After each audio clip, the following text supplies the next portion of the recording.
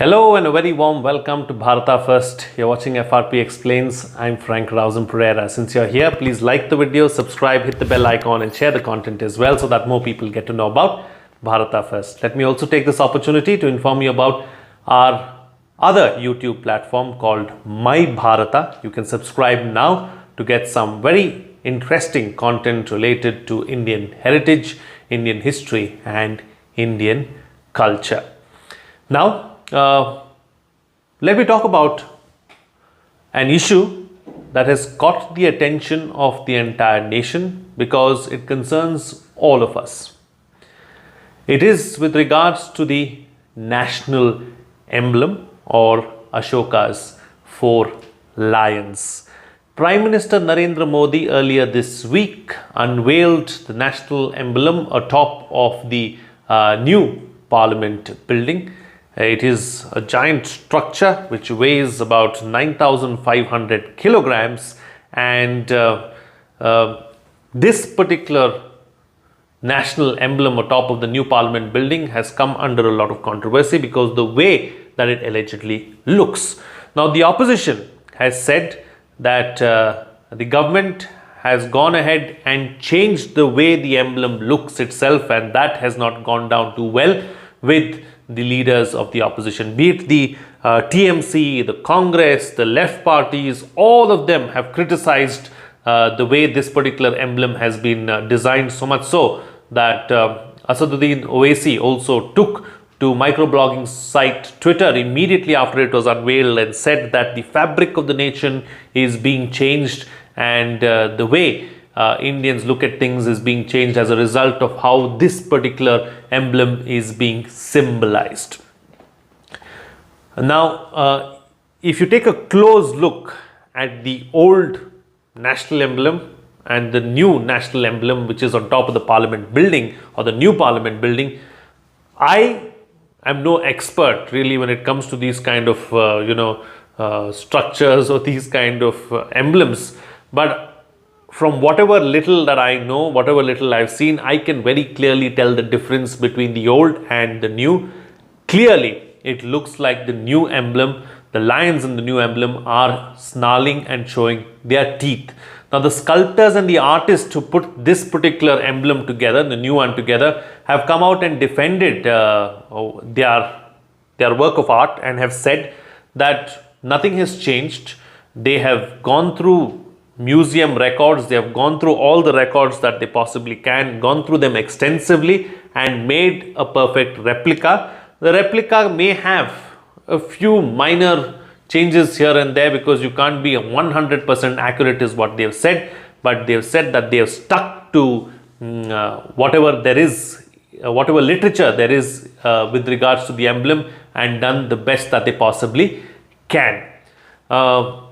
They have also spoken or defended their work of art by saying that the size of this particular emblem is much different from the previous one. So the scale at which it is being looked at is very different. Also the angle, there's a bottom angle, you're looking from below to up as far as this emblem is concerned, and that's why it looks like that is what they have said. So much so that even some Bollywood personalities have come out and defended this move as well. For instance, Vivek Agnihotri, I don't know what his locus standi on this particular issue is, but has come out and said that, it's because of the angle that it looks like that and there is nothing more to it. Anupam Kher has come out and said that if lions don't snarl or show their teeth, what else can you expect from a lion? The opposition has said that the lions in the past or the old emblem look majestic, pious, and they convey a very different kind of a message, whereas this particular emblem conveys a very ferocious approach, conveys an approach that is not befitting of the secular fabric of India is what they have said. Clearly, I see a difference. There is definitely a difference between the old and the new. Do we want to go with the new or do we want to go with the old is something that we have to decide.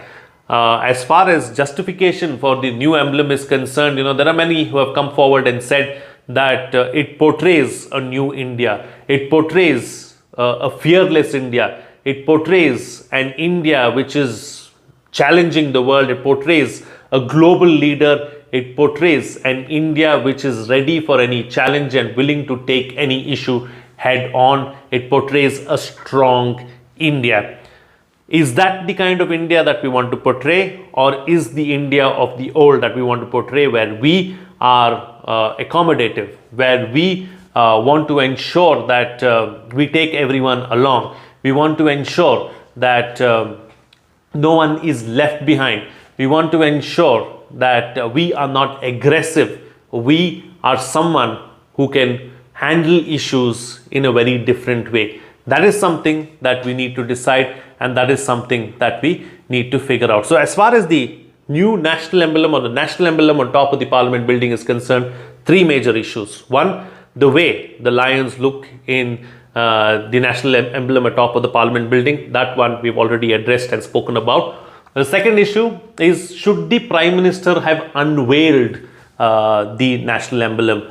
Now the opposition has been very upset about this as well, stating that it shouldn't be the Prime Minister who unveils the emblem, but it should be the President or the Speaker, because the Speaker or the Lok Sabha Speaker is the administrative head, so to speak, as far as Parliament is concerned. So the Speaker should have been the one who carried out these particular proceedings.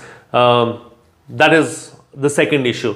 Talking about the second issue, let's not forget that the Speaker was in attendance. The Deputy Chairman of the Rajya Sabha was also in attendance, and they were all present there. Also, the Urban Development Minister was also present there, Hardeep Puri, because this entire structure comes under the nodal authority for it, of course, is the Urban Development Ministry, and hence he was present there.